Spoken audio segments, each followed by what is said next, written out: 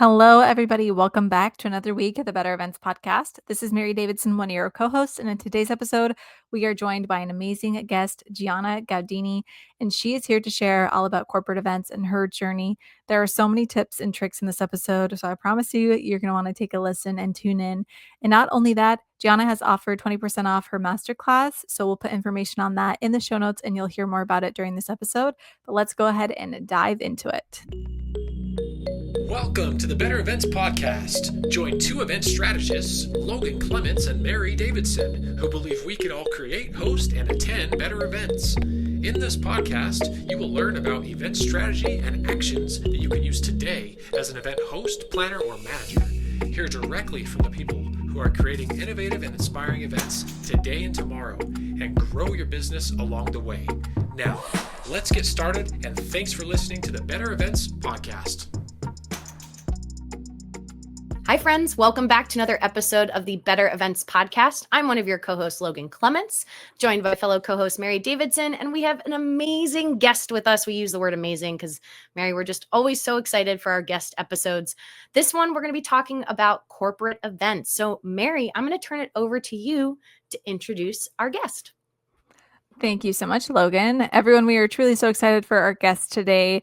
Gianna is a visionary events industry leader, strategic consultant, author, educator, and speaker with over 2 decades of experience. She has served as global head of events at Airtable, AWS, SoftBank Vision Fund, Google, and is currently fractional head of events at Windsurf, acquired by Cognition AI. In addition to being a fractional event leader, Gianna runs her own event consultancy, giannagaudini.com, and serves as the board of startups EVA, Boom Pop, and Events.com. She's also the author of the best-selling book, The Art of Event Planning, creator of the Masterclass $1 Million Corporate Event Strategy, and an international speaker. Her expertise is recognized in academia as a guest lecturer at California State and Mizzou universities, where her book is part of the hospitality program curriculum. Beyond events, Gianna holds her Court of Master Sommeliers certification, is a certified interior designer, former concert pianist, marathon runner, and a proud mom of 8-year-old Giacomo. Thank you so much for being here. We're truly so excited. Your bio speaks for itself, but thank you again for being here. I'm thrilled to be here. Lovely to speak with you both. I know you seem to be a wealth of knowledge, Gianna, so I'm so excited for our listeners to learn from you. And we won't have time to get into your concert pianist background and marathon running and interior designing, but I'm sure that could be a whole nother episode. Yes. We always like to start with why we asked our guests. And Gianna has a following on LinkedIn, and we realized we both shared being on the Bizzabo podcast. So we're going to link both her episode about event experiences as well as ours in the show notes. And we also found out all three of us are fans of Will Guidero's book, Unreasonable Hospitality, which, I feel like it is required reading for anybody who is trying to do events. So for those new to the event space, Gianna, what makes a corporate event distinctly different from something like a nonprofit gala or a social event or a wedding? Great question. It's definitely one that I do a lot of educating on to folks, especially who are not in the event space. And I think there's a lot of nuances. The main differentiator, I would say, comes down to the why. And that's a theme I'll probably repeat a lot during our talk today. But it's really the goal behind these two events. And when you think of corporate events, if they're successful and they're doing what they're meant to do and driving the right ROI, they're probably laddering up to business goals. Even if they're things like softer internal events, company kickoffs, celebrations, that still ladders up to a business goal. Whereas when we're thinking of social events, they tend to be a little bit softer when it comes to, driving a business goal. Yes, maybe some nonprofit galas might be fundraising, but it's usually a little bit more emotionally driven, more straightforward, more celebratory. I would also say some of the nuances come down to the team involved, the budgeting, the prioritization of the elements. And so with corporate, we tend to have bigger budgets for the most part than social when you're thinking about who's funding these. Budgets might be prioritized differently. So for instance, with corporate, they might go more into things like content that can be repurposed as opposed to things like florals and linens that might be more important to social events where the vibe, the emotion, the decor, the aesthetics might be more important to the folks hosting them. And then also when it comes down to things like decision making with corporate events, there tends to be more of a cross-functional team involved, more nuances with, galvanizing a cross-functional team, dealing with different stakeholders involved. Usually with social events, it's a little bit more straightforward, typically much fewer stakeholders and team involved. I could go on, but I know we have limited time, so I'll leave it at that. Those differences are really helpful to hear, though, because our listeners know what Logan and I normally do for events, but to kind of hear your perspective on how it is different is actually helpful because I've had a hard time answering that question in the past myself. And so that insight is amazing. We interrupt this episode to remind you of our upcoming in person day of the Better Events Conference on Thursday, December 18th in downtown Seattle. We would love to see you there. If you already have purchased tickets and attended the first day, our virtual day of the conference, you can upgrade your ticket. Just check your swap card email and we'll get you squared away. If you have not attended the conference yet this year and would like to, you can check out bettereventspod.com/conference, and there is a link for you to purchase your in-person day ticket as well. Yes, and I love the option there because you can retroactively get access to some of the recordings, not all of the sessions from our virtual day, but you can go back if you feel the FOMO that you couldn't join us in person. So upgrade your existing ticket or purchase a ticket if you hadn't pulled the trigger yet. We are going to have an amazing day filled with interactive workshops, small group work. Again, think of what we were saying about the virtual. It's that interactive piece. We're going to deliver what we promise of you meeting 3 new people and learning 3 new things that you can apply to your event process immediately. And we know that virtual events can be magical, and it was magical. We also know that the energy that's going to be in the room for the in-person day is just something that is unparalleled. So we are encouraging you to join us and be a part of that if you're able. All right, we have so much to look forward to during that day of the conference, and so we hope to see you there. And without further ado, let's get back to the episode. Because we like to start broader as our listeners are getting to know you better, can you share just a little bit more about your current role and a corporate event that you've worked on recently that you've been particularly proud of? Sure. So my current role is I'm full-time self-employed as a consultant, a strategist. That said, I do a variety of things. So I am not an agency. I am not a freelancer. I am actually a fractional head of events, which means that I support a company, Cognition AI, as their stand-in head of events, but not full-time, which gives me time to do other things like educating. So I teach a masterclass to universities, to corporations, to hotels and venues. I do a lot of speaking. I advise a couple of earlier stage startup companies on more of a project-based manner. I advise 3 different startups. So what I like about what I currently do is I can add value at different altitudes. I can get tactical, but I also do a lot of let's think about our event portfolio as a whole. Or maybe it's just let's think about our event strategy for a one-off event. Or let's think of our go-to-market strategy as a startup. And because I am fractional and I advise different stage companies, I think it gives me a really unique perspective on what are the pain points, what are the market trends, what's new and hot. I also do a lot of matchmaking. So who needs a freelancer? I can introduce them. Who needs an investor? Who needs an agency?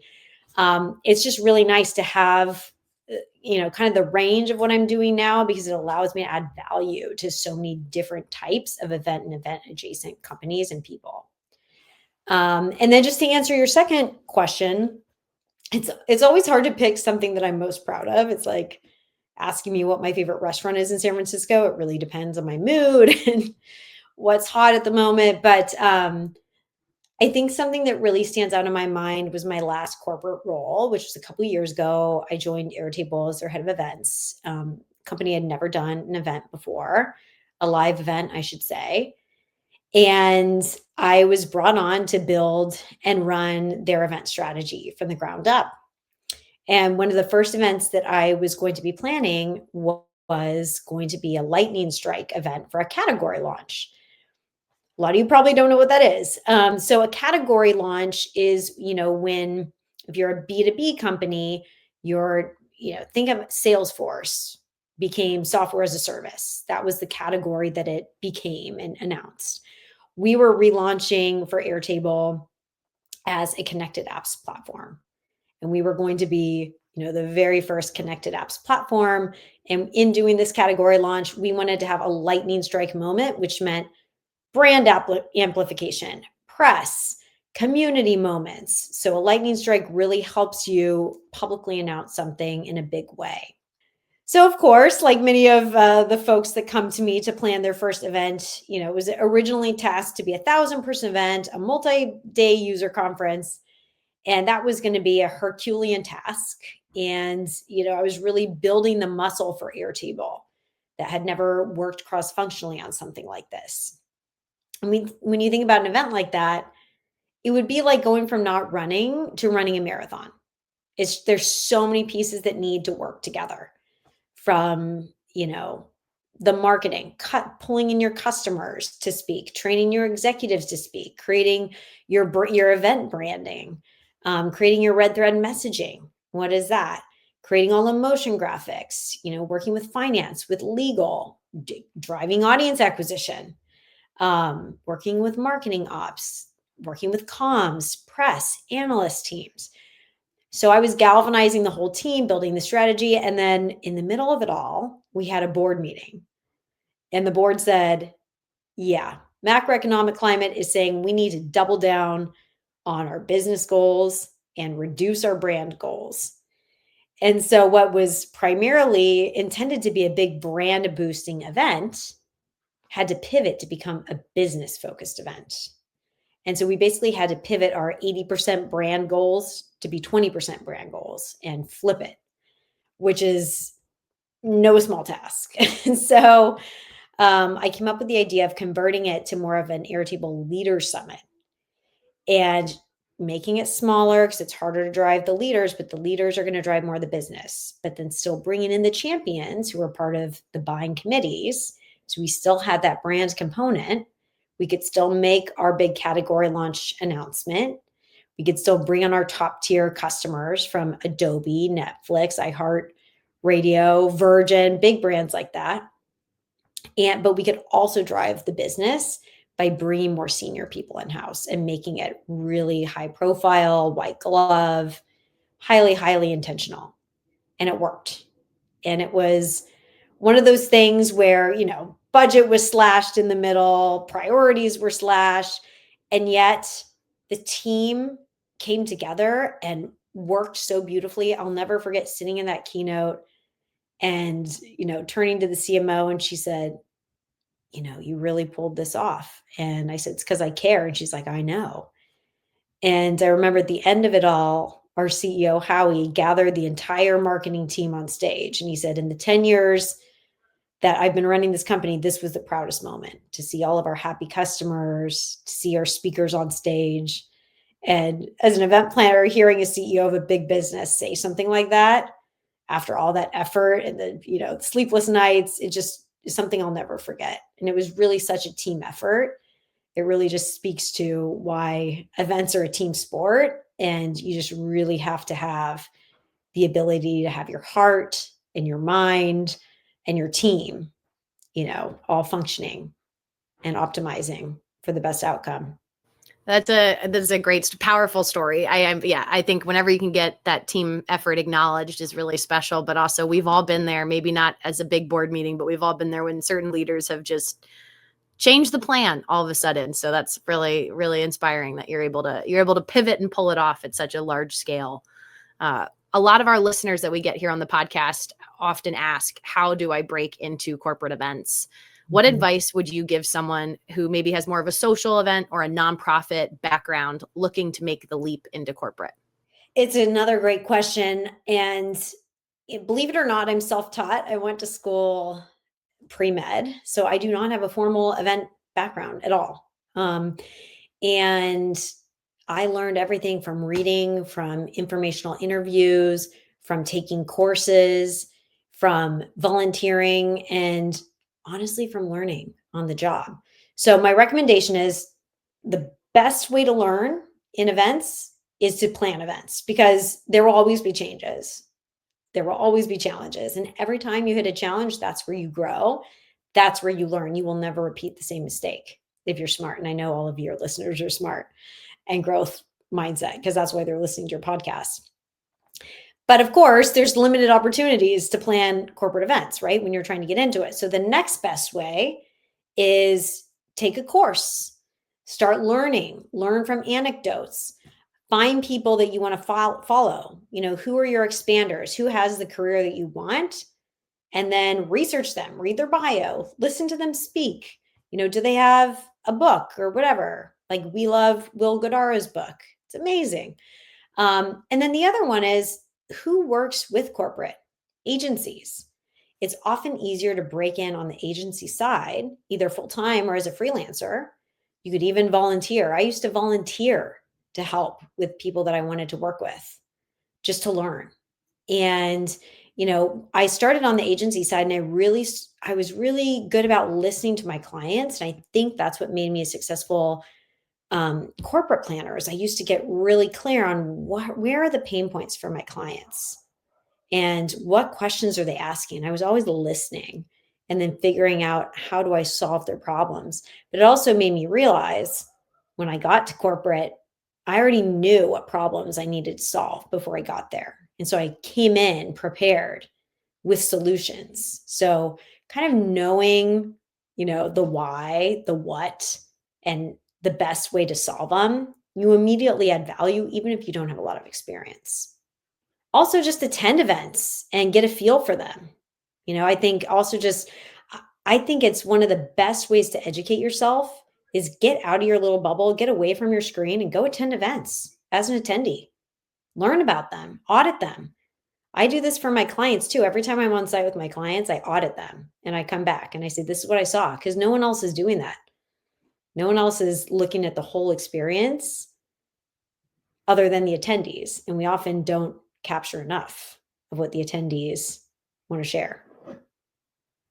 Well, yeah, we make a joke because we say we're the worst event attendees because we're always looking at everything behind the scenes, like how do they do that and all of that. But it's truly a great way to learn, like you were saying. So I think that's amazing. And we also say there's this feeling of you need experience to get the gig, but you need the gig to get the experience. And so I love that you highlighted that, get out there and just try events, volunteer for events, but also other things that you can access and learn, like this podcast, like your masterclass, all of those wonderful things. There truly are so many resources out there, it seems. Mm-hmm. And so, yes, lots of opportunities to learn. And one of the things that you have written about is about designing events with a strong attendee journey. Mm-hmm. And so what would you say is your go-to method or framework for building an event that flows well from the start to the finish? Yep. I think the biggest mistake that I see when people sit down to plan an event is they just go straight to tactics. We need to do this event. This is what we want. This, needs to be this many people. I want this look or this venue or whatever. And they go right to the what. And I always say, okay, let's go back to the why. First of all, why do you want to have this event? And what outcome do you want? Or plural outcomes do you want? And then next, why would people come to your event? And I think this is so often overlooked, is not just why are you planning the event, but why would someone come to your event? If you can't answer that question in a compelling way, how do you expect people to show up? So you really need to be marketing with what's in it for the attendee. And then from there, that's kind of the macro level of the attendee journey, is understanding what value you're going to be providing to people. If they're going to give up something else to be at your event, whether that's time with their family, time at their job, money, travel, whatever it is, you better have a compelling reason that they're going to be there. And then when they get there, you better understand how you're adding that value and delivering on that promise. And so I usually like to think of, where are people when they arrive? What kind of mood are they in? Where are they coming from? What are they hoping to get out of the experience? And where do you want them to be at the end? That's the journey. You want them to go through a transformation, a catharsis. You want them to leave better than they arrived. And so then it's almost like building a pyramid.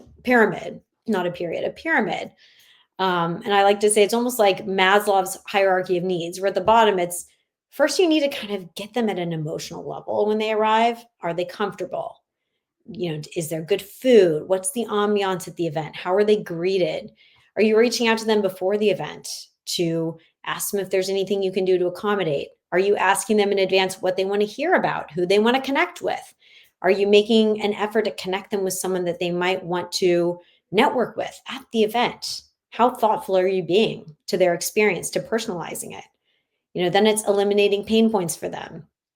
Is there water available? Is the temperature right? Are there places for them to charge? Is there a quiet room if they need to step away? Is there healthy food? Are there, it's all those little things, eliminating the pain points. Are there long lines where you can create moments of delight instead of dread? How are you flipping those around? And Will Goddard is really good at those kinds of things too. Are you listening? And then only after those, bottom parts of the pyramid have been addressed, then you can really get into the zone of, okay, what message are we delivering to them? What do we really want them to pay attention to? Because by then they start to trust you. And they're already starting to feel like, okay, if you're listening to me, if you care about me, if you're addressing my needs, and I'm in this safe space, that translates to how you're going to treat me as a customer. And they're much more willing to listen to you than if you are not paying attention to them. If they're angry, if they're hangry, if they're, not in the right mood, they're going to either leave or they're not going to pay attention to you because they're distracted. And so then it's finally, once you get your message across, then it's how do you get them engaged? How do you co-create with them? I really love kind of flipping the traditional corporate conference on its head and having a lot less prepared content and a lot more co-created content, whether that's an unconference format, more Q&A, more small group discussion. There was a study, I don't remember who did it, but they found that event planners can only predict what content attendees want to hear about 40% of the time accurately. 40%. So 60% of your conference is like not even relevant to the people that show up. How do you solve that? You do more co-creative content based on who's in the room. And then you're adding more value to the people that do show up. So again, I know we're limited on time, but those are some of the frameworks that I use to start the attendee journey mapping. Super helpful. I am a little concerned about that stat you just shared because I know I'm like, it is probably true because you're playing, you don't want to create sessions in a vacuum, but we host our own conference and it's we do a virtual day in October. We're doing an in-person day in December. We did do a survey for attendees because 2 years ago we made the mistake of doing a survey for potential attendees. And then it felt like that didn't help in terms of not knowing if they were actually coming or not. And I do laugh that we had some people fill it out the day of the event with one of the questions being, what would you like to learn about? And in my head, I was like, but you're event people, we've already planned it by now. Like there's no way we can, at 10 a.m. for an event that started at 9 a.m. adjust what we're presenting to you because it's already happened. But I love that co-created sessions. I wish more of my corporate clients did that. I feel like some people are a little risk averse and worry that they won't have enough there, but there's always some magic in that. It's always the fear is why do we, people are so afraid to change what they've done in the past. And so I challenge them, well, is it working? What are your survey results saying? Or do you find it's working for you? If so, but that's great. Then keep doing it. If it's not working, maybe take that risk.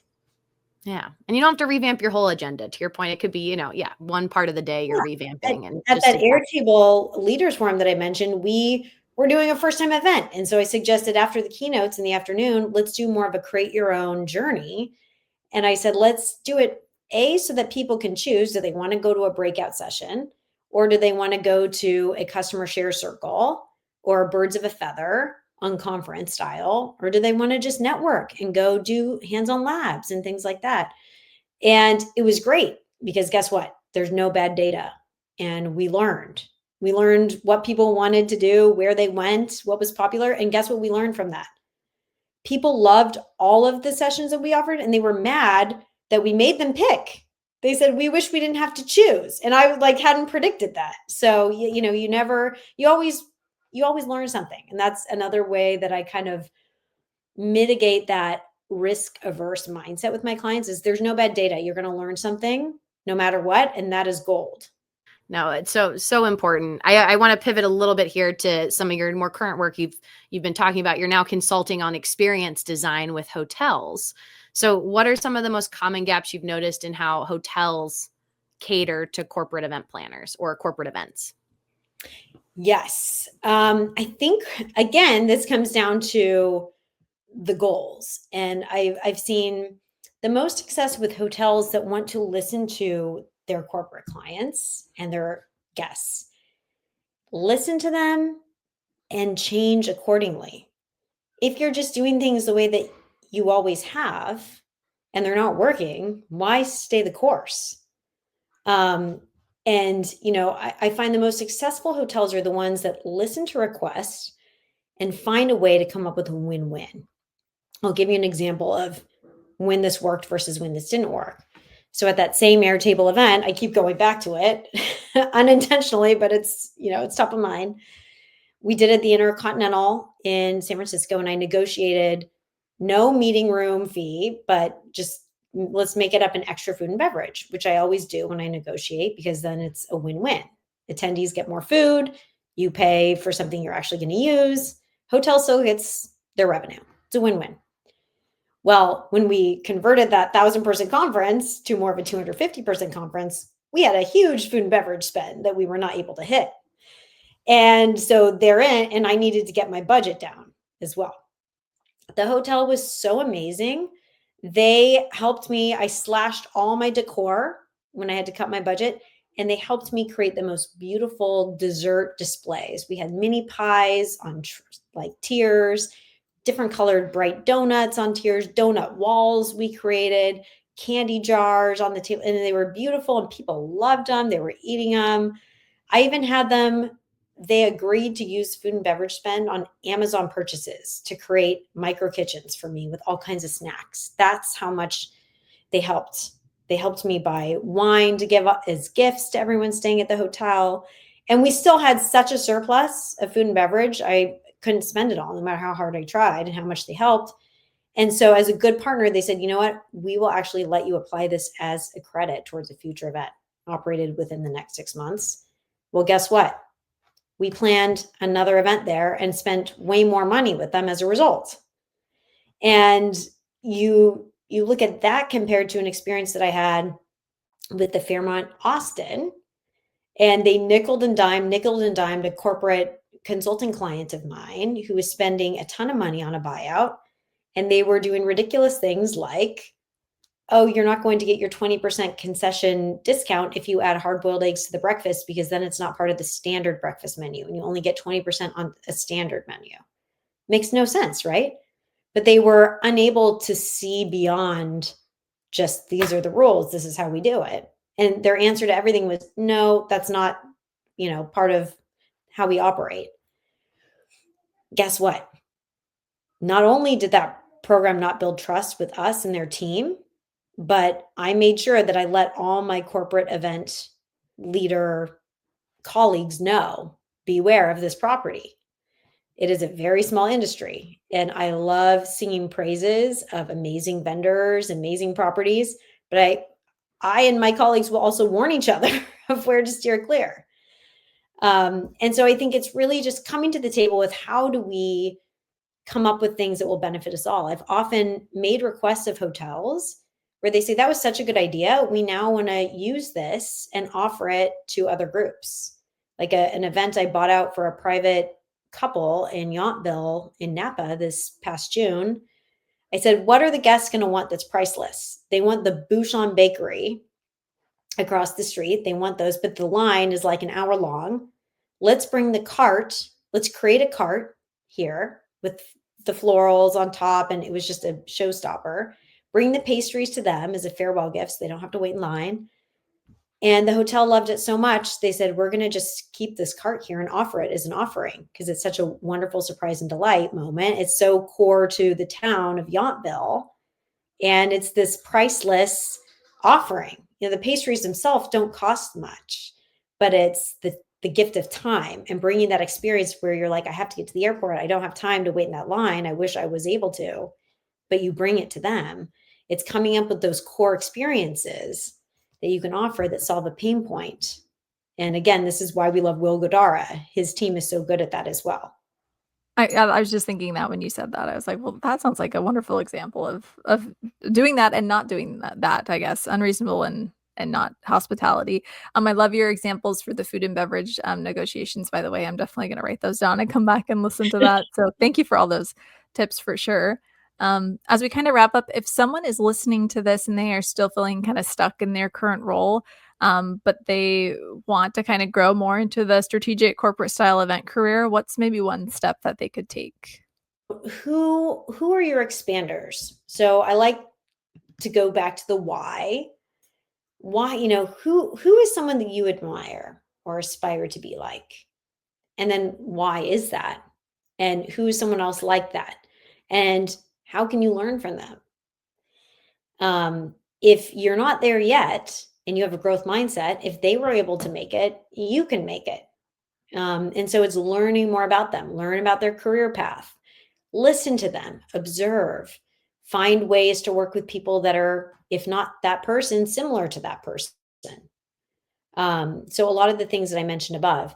And sometimes I didn't mention this, but I am a huge believer in mentorship and coaching. It's one of the reasons I actually wrote my book. Was I had a 1-year-old at the time, and I was no longer able to mentor as many people as I used to, just because I was a mom of a 1-year-old. But that was a way to kind of scale that mentorship. But earlier in my career, I both mentored and sought out mentors and coaches. And it is the most valuable relationship and investment you can make, just to have someone to help you prioritize, help you focus, help you, come up with the right exercises. We mentioned my father at the beginning of this when we were just speaking before we joined the podcast. When I left pre-med and had to figure out what I was going to do with my life, he bought me a book called How to Get a Job with Any Major and helped me explore. Sometimes you just need someone to be holding you accountable, holding your hand, helping you make the decisions that are right for you and finding your way. It's a great answer. I hope our listeners take notes, because I think that's super helpful. Gianna, I know we're running tight on time, but I just want to ask if there's anything else you'd like to add and where our listeners can find you. Oh man, we could talk for hours. But if you do have a question, want to reach out, I love responding. I love engaging. Apologies if I'm slower to respond, but you can find me all over the place. GiannaGaudini.com is full of resources. It's got my contact info. I'm also on LinkedIn and try to respond diligently there. So drop me a line. Happy to connect. Thank you so much. And thank you for your time. Listeners, make sure you check out the show notes because we have all this information about Gianna. We also have a special offer for you. So check out the show notes. And thank you again for spending your time with us today, Gianna. We wish you all the best in your journeys.